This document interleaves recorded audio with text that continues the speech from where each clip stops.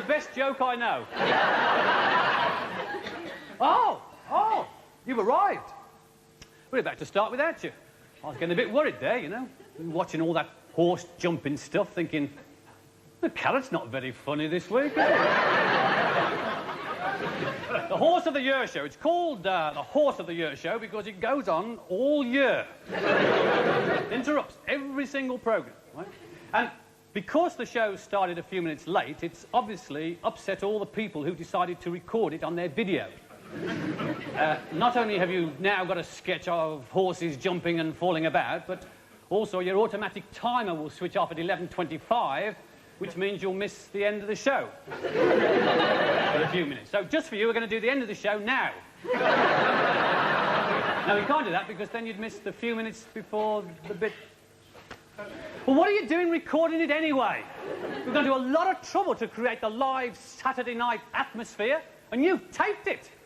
We could have done that. We could have been where you are tonight. Well, no, last night for you, because you'll be watching it tomorrow, which is today to you.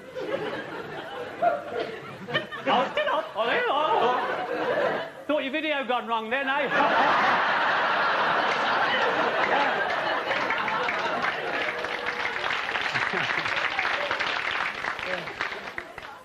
You'll be watching this just before match of the day, right, tomorrow? You know, a couple of hours in the pub, big lunch, bit of the old Carrott, then the football. You've been avoiding the results all weekend, haven't you? Walking around going, shut up! Turn the radio down! I don't want to see the television! Hide the papers! Well, you'll be watching Everton beat Manchester City 2-1.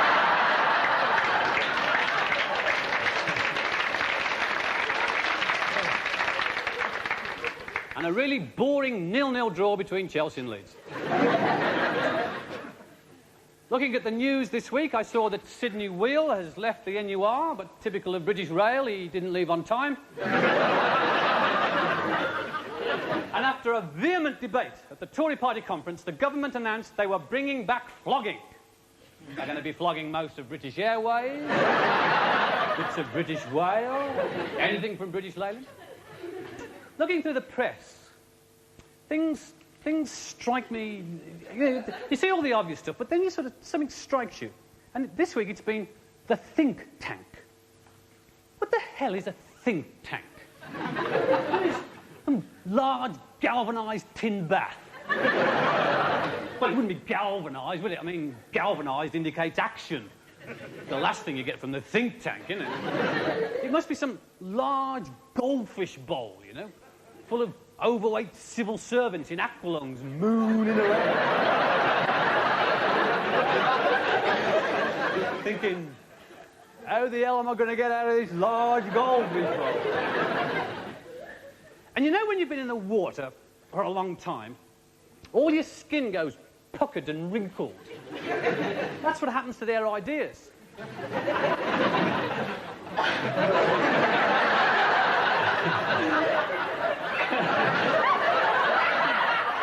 For instance, they wanted to cut the health service down. I mean, how can you cut it any further?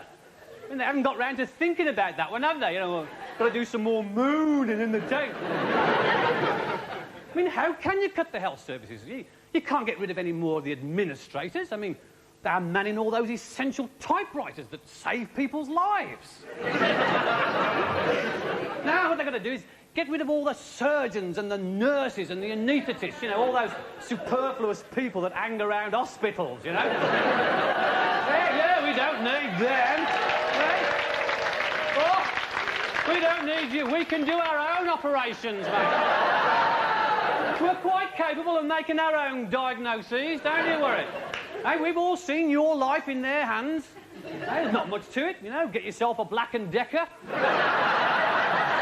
Couple of reels of cotton, one of them things from Woolies that you sew buttons on with, you know. Reader's Digest Guide to Self-Surgery, piece of cake, isn't it? And then get the milkman to deliver the blood. 4 pints of rhesus negative, please. Yep, I'm doing a vasectomy this morning.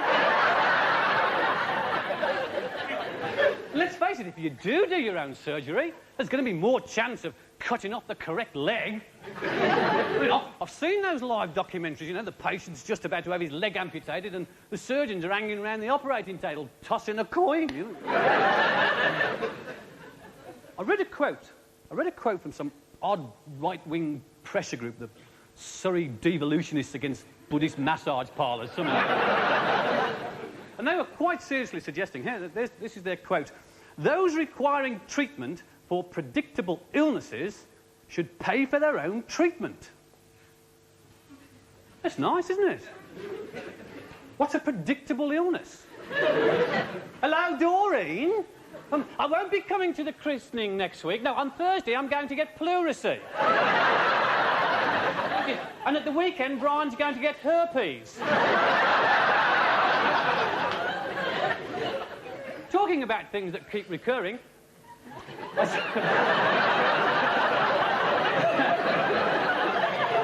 see Freddie Lakers trying to make a comeback in the holiday business, which is good news for all you people who are thinking of booking up next year's holiday. Not going on holiday, mind, just booking up next. I mean, if he does go into the airline business, I mean, he's going to come up against some pretty stiff opposition. Things have changed. Now, apart from the fact that they're cutting fares again, £99 to Los Angeles, and even cheaper if you're prepared to eat the food. They give us such a choice of travel. You can have first class, club class, business class, third class, peasant class. That's where they allow you to go round with your sick bag, you know, and beg scraps of food.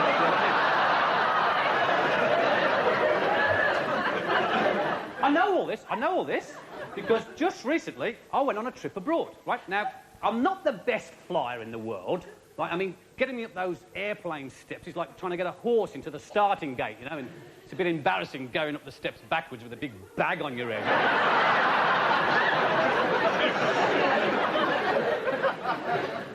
Anyway, I had to make this trip, see? So I went up to the airline desk and I gave him the ticket, and the air hostess said, "Where would you like to sit, sir?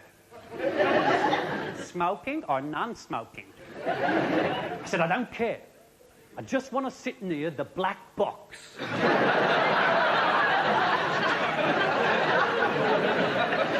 Because have you noticed, whenever a pilot does something stupid, like coming to a sudden stop against the side of a mountain, the only thing that survives is the black box. Why don't they make aeroplanes out of the same material they make black boxes out of?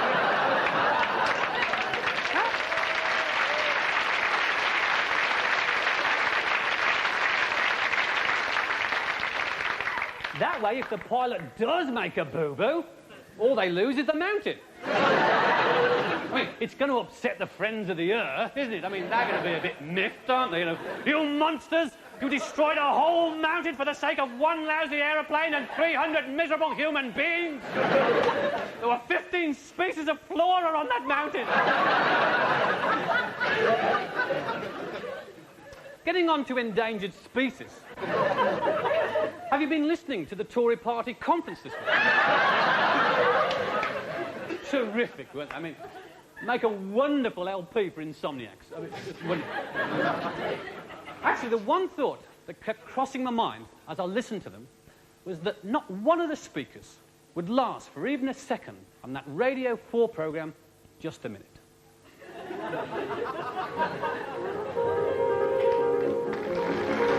And John Nutt, you have just a minute on the subject of defence, starting now. Mr. Chairman, ladies and gentlemen, this has been... Hesitation. Off to a bit of a bad start there, John. Try again. The determination of the Conservative Party to keep our defences strong has not been in doubt. Repetition. You said that at last year's conference, John. Sorry. Again.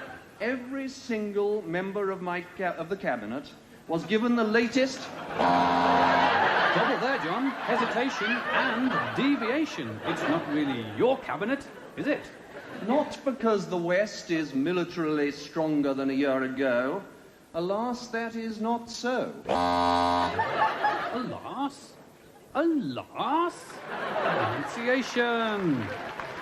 Prime Minister, as you will understand, I'm not seeking promotion at this particular point of time. But can I say that without you, it would have been impossible. And I hope the British people realise that as well. Dear, oh dear, ingratiation, bootlicking. Standing ovation. Oh, out of order, out of order. Come on, out of order, out of order.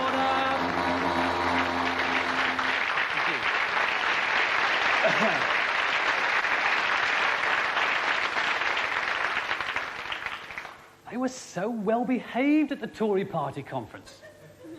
Not like that rowdy mob last week at Blackpool. Eh? 6 minutes and 20 seconds applause for Margaret Thatcher. A little bit more than Michael Foot. Eh? 6 minutes, 10 seconds more than Michael Foot. But I thought they're all very good, except for that chappie who leapt up complaining that the whole thing was stage managed. A bit like saying Crippen killed people. And do you know why they were so well behaved? I'll tell you. Because most of them are products of the good old English public school. In. Crawford. You asked to see me, sir. You asked to see me what? You asked to see me, sir. Better. And why do you suppose I asked to see you? I don't know, sir. I don't know what. I don't know, sir. Better. Crawford, don't waste my time and insult my intelligence. You know damn well why you're here. What do you think I am, Crawford? Crackers? No, sir.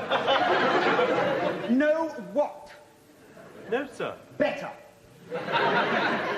Crawford, it has come to my attention, how I know is not important, that during school hours you have secretly, defiantly, been growing pubic hair.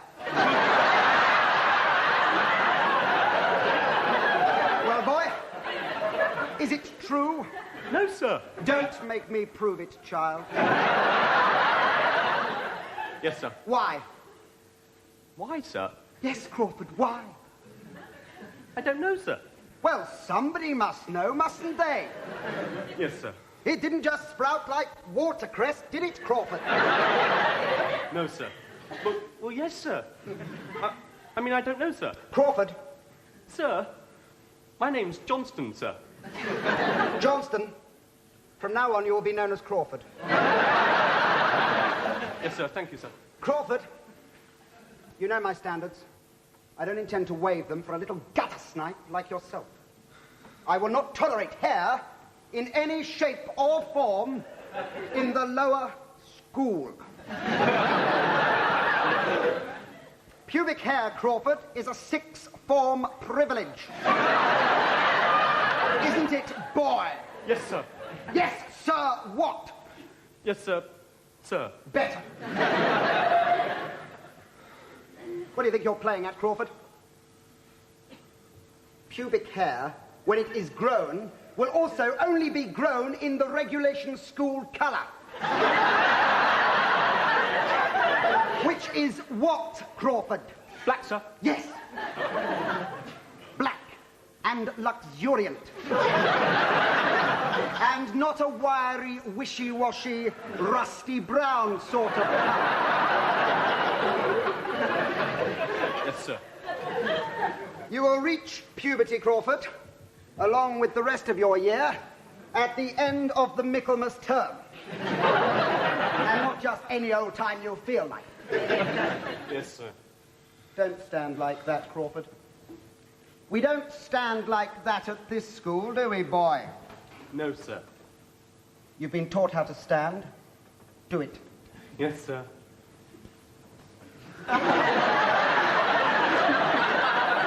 Don't wiggle, Crawford. Sorry, sir. And don't think that word, Crawford.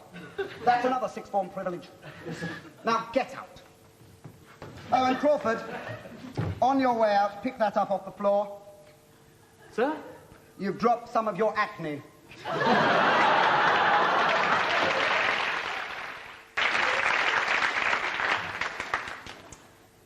In a week in which assault on women has hit the headlines, I was concerned to see a story in the Daily Mirror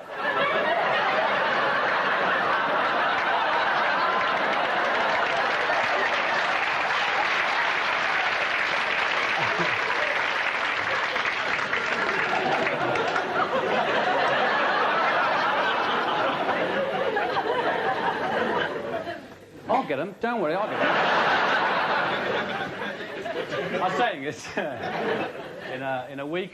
You have to. In a week in which assault on women has set the headlines, I was concerned to see a story in the Daily Mirror about 6 soldiers being fined on a charge of sexual assault on an underage girl. And apparently, the judge thought they were all good soldiers, and it wouldn't do any good to deprive the country of their services. But when men talk about women, they don't always mean exactly what they say. For instance, young woman walking home alone at night. She's asking for it. Young woman walking home alone during the day. She's asking for it. Young woman walking home in a miniskirt. She's really asking for it. Divorcee. Easy. Attractive divorcee. Very easy. Attractive divorcee in her 40s. Not only very easy, but so grateful. Woman alone in a hotel. She's anybody's. Woman comes to a hotel room. She's yours. Woman comes to your hotel room expecting to be with you, but is burst in upon by a load of drunken friends in the middle of the night after a session at the local disco. Case dismissed. He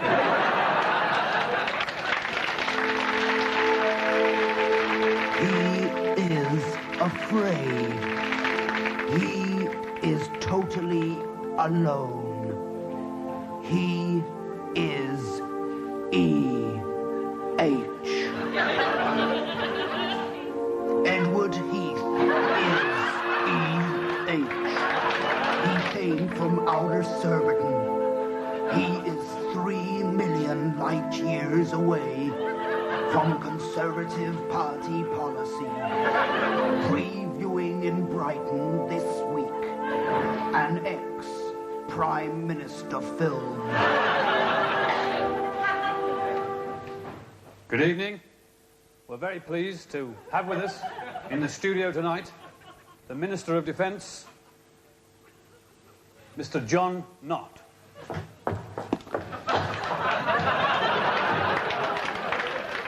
What did I say?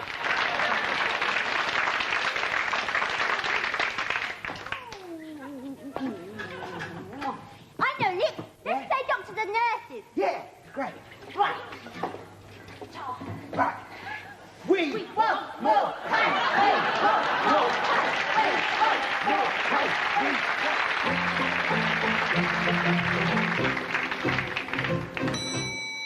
And here's the next word. Tebbit. Strange little word, this. Tebbit. What do you make of tebbit, Steve? Well, a tebbit is a large burrowing animal of the rat family with a baldish head. It's a sort of rodent equivalent of the cuckoo. It takes over other animals' nests and throws out their young, leaving them to fend for themselves. It's also got a very nasty temper. That's it, a tebbit. Debbie. Well, I'm afraid you're completely wrong. Because a tebbit is a bruise or puffy sore between the buttocks. You get it from riding a bicycle a lot when you're not used to it. It's a medical term. What do you make of tebbit, Mark? Well, firstly, let me attempt to give you the correct pronunciation, which is something like Bit.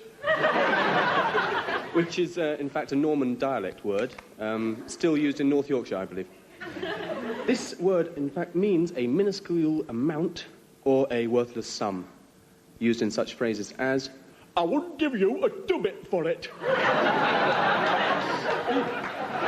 There you are, then. It's an iota or something smaller, an unsociable rodent, or a pain in the bum.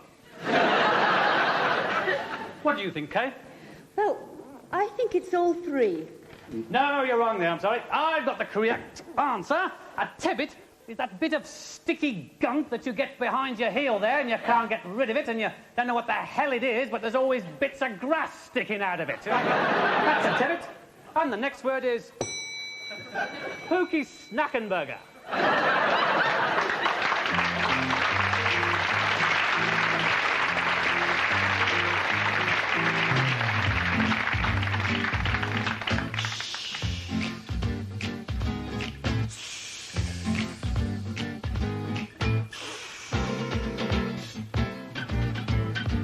I don't want to be a tube of toothpaste. No way. I don't want to be anything to do with that human race. No, man. I don't want to be any of those things they tell me to. I just want to be a hot dog for you. Hot dog, yeah. I just want to be your hot dog. I just got to be your hot dog. You don't want to be your hot dog. Tell everyone on the block. Well, I was working as a waitress in a bar. She came in and ordered chicken and french fries. The way he acted was just so cool that I gave him an extra portion. 'Cause I want to be a hot dog. Won't you let me be a hot dog? Yeah, I'm gonna be a hot dog. Tell everyone on the block. That is gonna be my hot dog. Yeah, it's gonna be my hot dog. Yeah, it's gonna be my hot dog. Tell everyone on the block. Tell everyone on the block. Do you wanna hear it? Yeah, we want to hear it. Do you wanna hear it? Yeah, we want to hear it. Do you wanna hear it? Yeah, we want to hear it. Tell everyone on the block. It's gonna be my hot dog.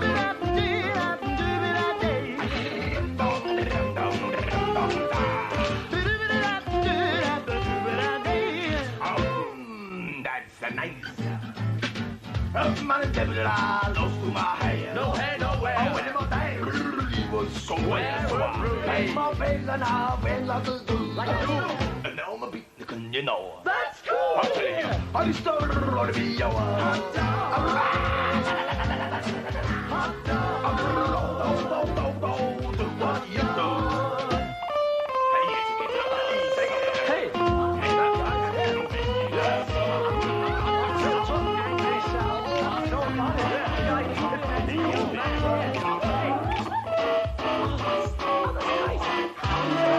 I'm gonna be my hot dog. Yeah, it's gonna be my hot dog. Yeah, it's gonna be my hot dog. Hot dog. Hey, that's cool.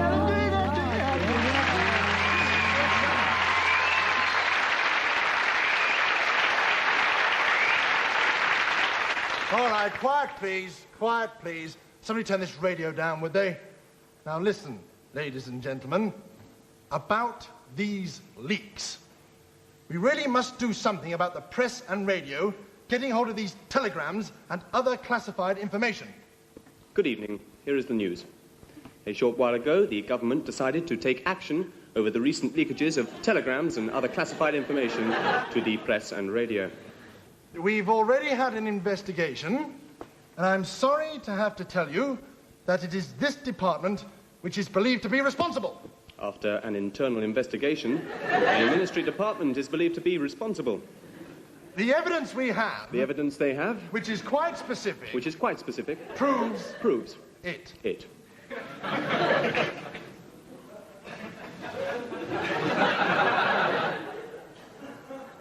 Paintbrush. Paintbrush. Cucumber. Cucumber.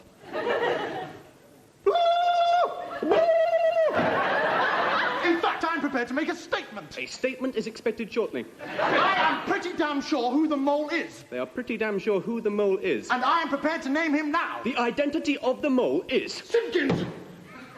What is this news desk doing in your office? Ministry man quizzed over part-time job.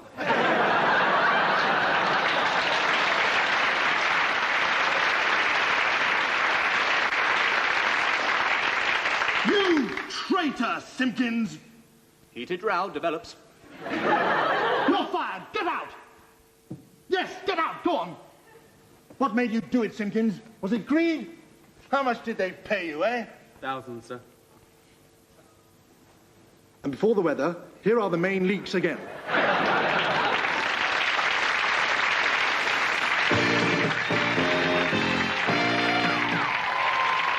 Hi, everyone. Here's our friend Dave again. Dave, the cardboard box. Hi, Dave. As you can see, this week, Dave's decided to become a comedian. But not just any comedian. Dave's decided to become a double act. A double act has two comedians. One very funny, and the other not very funny. Dave's not very funny. Nor is his partner. Dave's much bigger than Steve.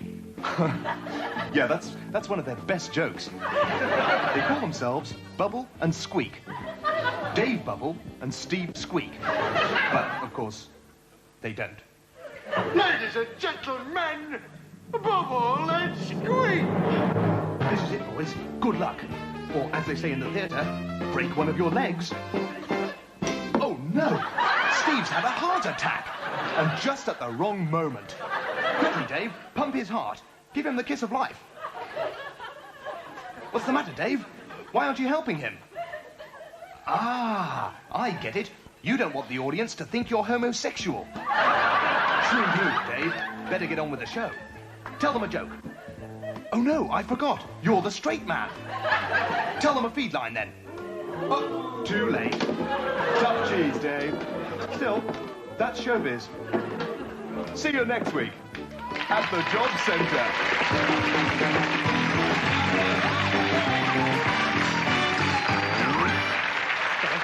Gotta go. Get it out. Get it out. It's not funny. I don't want to get out of it. Get out. Don't want it. Dave the cardboard box. Fabulous.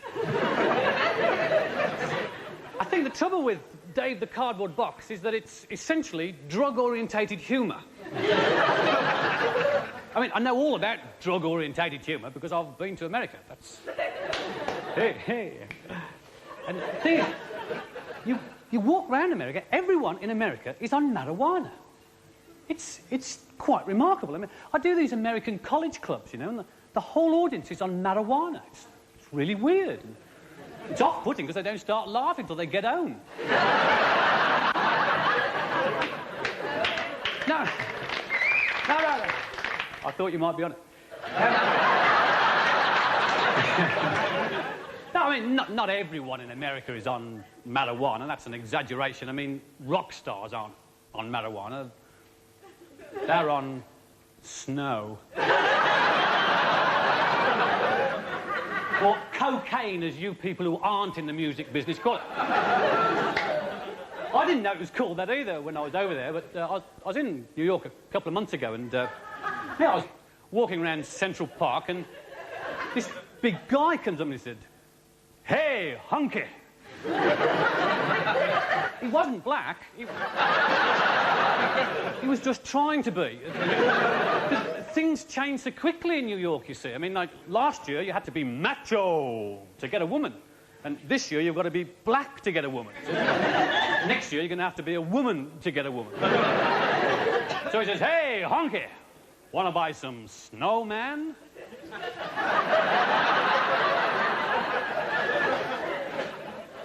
I ignored the grammatical error.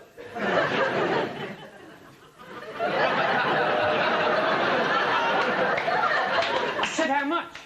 And he said, $2,000 an ounce. Well, it was mid-August. I said, look, I said, "I haven't got that much on me at the moment, but I'll tell you what, you pop over to Birmingham next January, right? And we could clean up. I mean, there's tons of the stuff, you know? Just falls out of the sky. And with our snowmen, we put little bits of coke in it, you know, make it more real."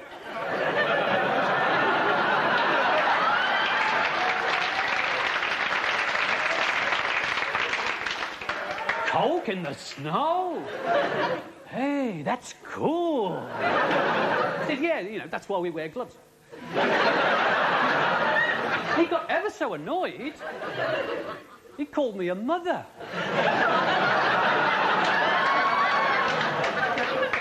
Aren't the Americans odd? Of course, when you're in the music biz, the complaint you most often hear is the influence that drugs have on modern-day music, which I suppose is true, but I mean, I think it's always been that way. You know, I mean, you just sort of cast your minds back and examine some of those old songs and the guys who wrote them. I reckon they were into a bit of it. You know what I mean? Like, I mean, Irving Berlin, eh? I mean, he must have been popping something when he wrote, I hear music and there's no one there.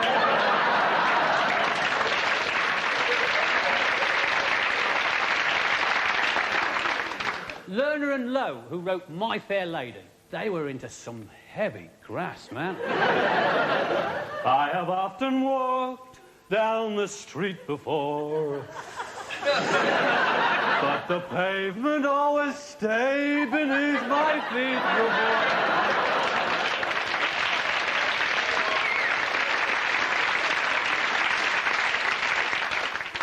I talked to the trees. I wonder where he got his smack from. Even Max Bygraves, surely into every stimulant known to mankind. Yeah, how else could you come up with, you're a pink toothbrush, I'm a pink toothbrush.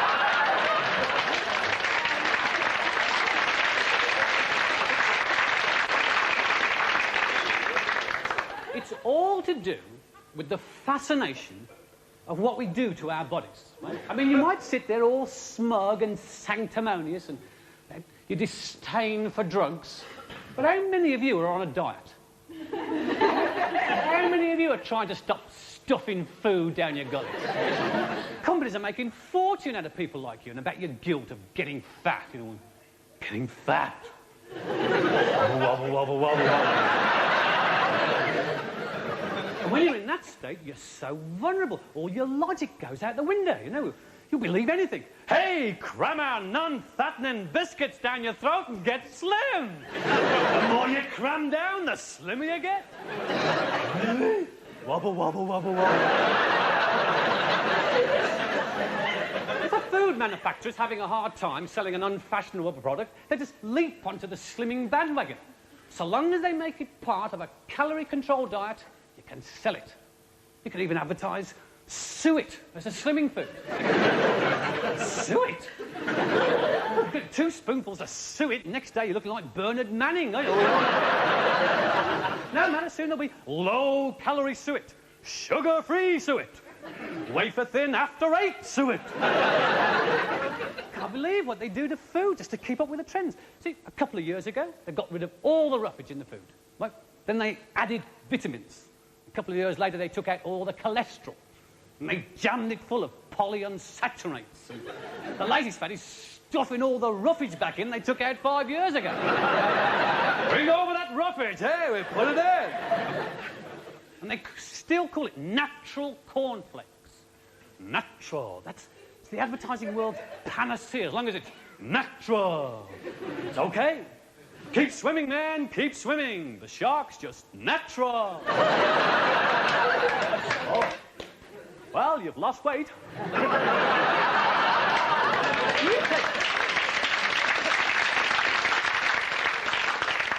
You take Hovis, right? 10 years ago, they were proudly telling us they were a huge conglomerate with all the backup of modern scientific technology to get you the product fresh. Now it's 2 blokes in Newcastle baking 10 million loaves a day, still having to walk up the bloody hill first thing in the morning.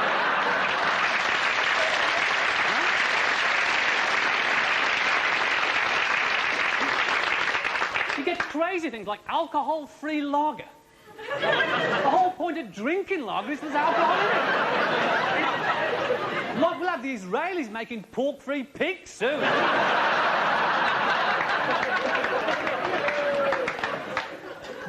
Diets are getting sillier. Diets, I mean, there's pineapple diets and lemon diets.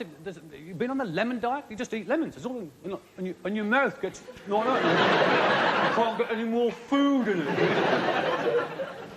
And then there's this, right? This is the F Plan diet. This book is a bestseller. It's another new diet, but it's got a twist. It's a whole concept, and the concept of the F Plan diet is that there's so much roughage in the food that they tell you to eat. It's hardly got the time to do anything to you before, like, it's out.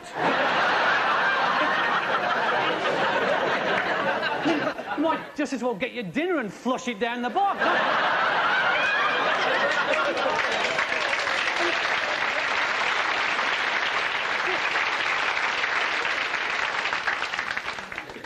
Here's some of the recommended meals they insist you eat, right? Poached egg with baked beans. Baked beans on toast. Bacon and baked beans. Fish fingers and baked beans. Baked bean nest. Baked beans with cheese. Baked beans au gratin. Curried drumstick with curried beans. Baked beans with mushrooms. Curried beans in pitta pocket. Chili beef and beans. Frankfurter bean baked corned beef with baked beans. No wonder they call it the F Plan.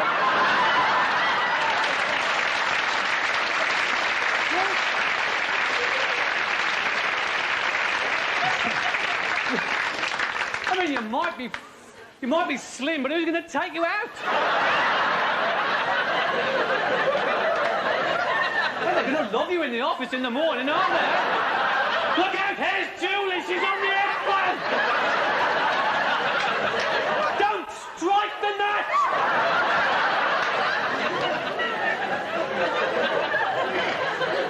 I'm worried what it's going to do to the ozone layer. We have all these slimming diets and preoccupation with health food. And what's the biggest growing industry in the country today? Hamburger bars. Hundreds of them, like Wimpy, Burger King, McDonald's. You ever been in a McDonald's? Yeah. There's a peculiar aroma in McDonald's. It's peculiar to McDonald's. It's a smell that sort of permeates your clothes and your skin, you know. And you dash home and you take all your clothes off and you have a shower and a bath and you spray yourself with Brute and Old Spice, you know, and you go to a party and the first thing someone says is, "Have you been in a McDonald's today?"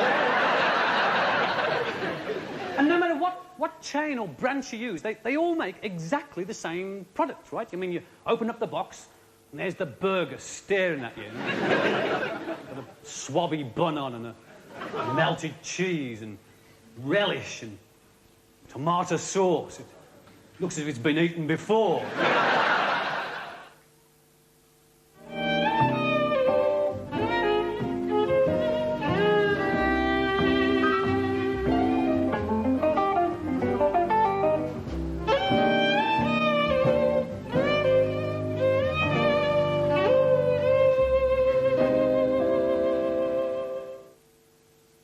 How do you feel about buying a home?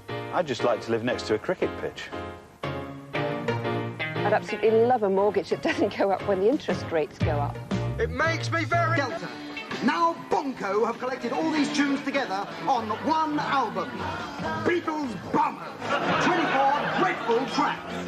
The 24 worst Beatle tracks of all time. Together, at last, on one fabulous album. This offer is not available in the shops. Instead, send your money to the We Couldn't Think of a New Idea for a Beatles Compilation Album offer. P.O. Box 25. Buy now while Woolworth lasts.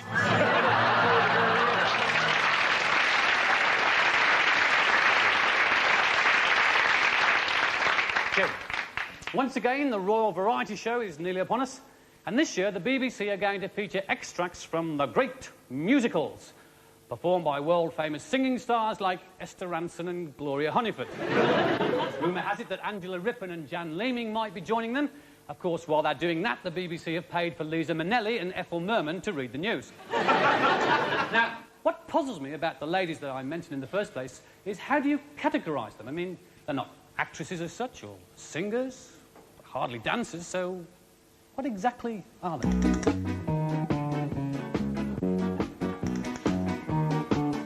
On this year's show, the BBC presents the great all-purpose media-based personality trophy. Me, we fit the bill, although we're not exactly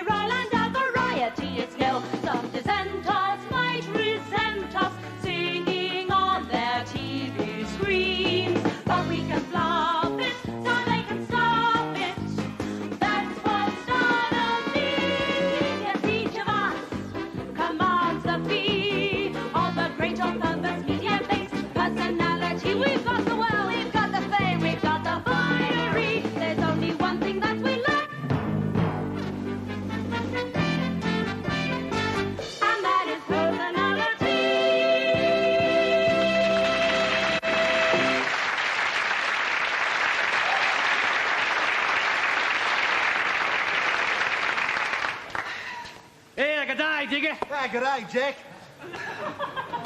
You know what gets my goat about these bloody Poms, Digger? What's bloody that, then? The way they go on about us bloody Aussies being bloody coarse. They're just talking out of their bloody cracks. Too right, you know? And who comes bloody coarser than the bloody Poms? Have you seen this Stark garbage? Prince Andrew, Sheila. Have you seen her? Seen her? Seen her? I've seen everything except the fallopian tubes. Mind you, I haven't read The Sun yet.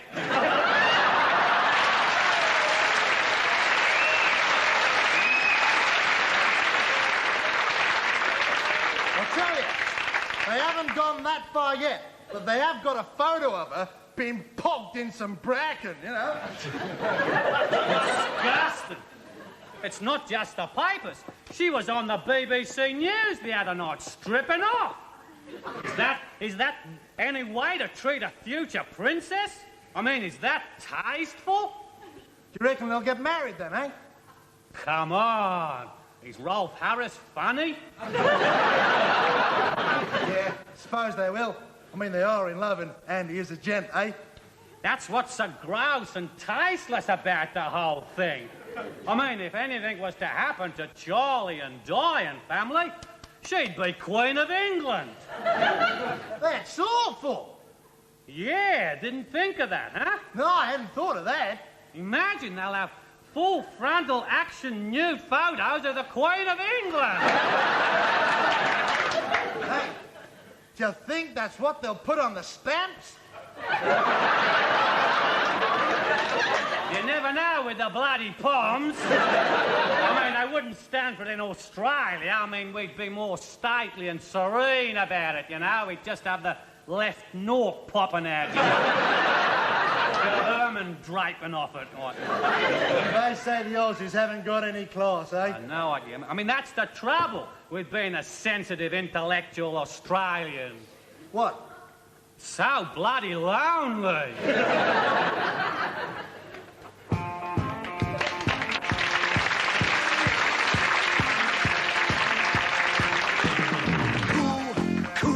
What did I do? Mummy said she doesn't like the pictures of you. But Daddy doesn't, Charlie doesn't, I do too. So won't you be my cuckoo? Oh, boy, you're such a joy. You do more for sailors than Helen of Troy. You're my exocet certificate and I'm your decoy. And won't you let me fly you too? I want you, I need you to be my royal blue coo. I I'd like to, if that's all right with you, coo. I want you, I need you to be my royal...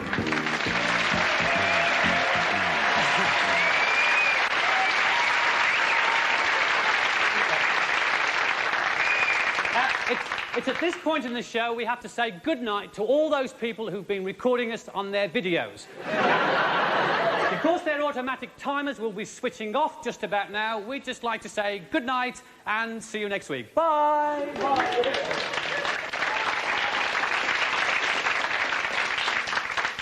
Flash bastards.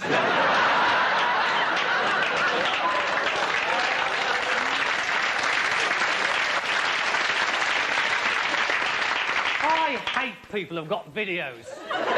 One of them in particular, the bloke who nicked mine.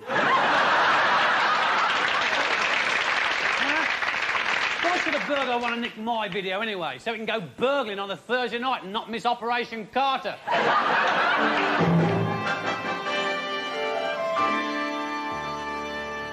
Hello and welcome to In Debate. Tonight, is the pen mightier than the sword? With me in the studio, wit and playwright, Mr. Oscar Wilde, and Japanese samurai swordsman, Mr. Kokonoto Hirishoto.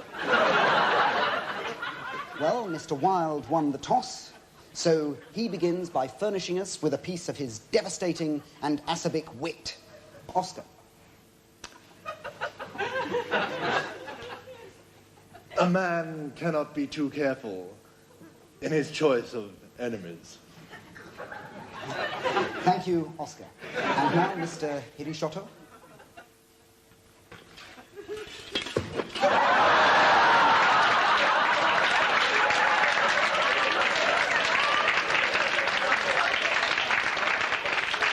Next week, my guests will be an invention, a necessity, and a mother.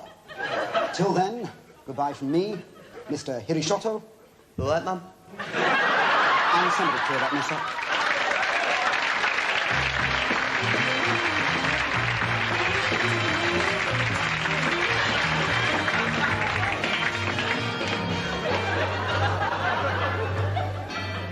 Good evening. It's wonderful to be in conference again, isn't it, Norman?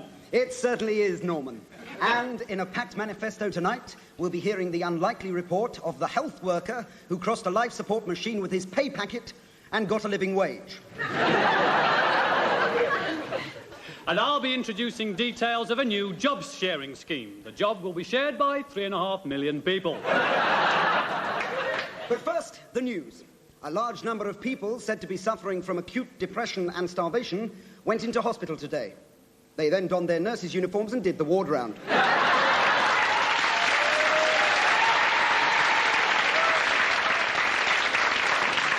The Whitehall Operatic Society's next production will be a medley of songs from the shows, based on the government's attitude to striking civil servants, and will include They Call the Black Mariah and You've Got to Sack a Picket or Two.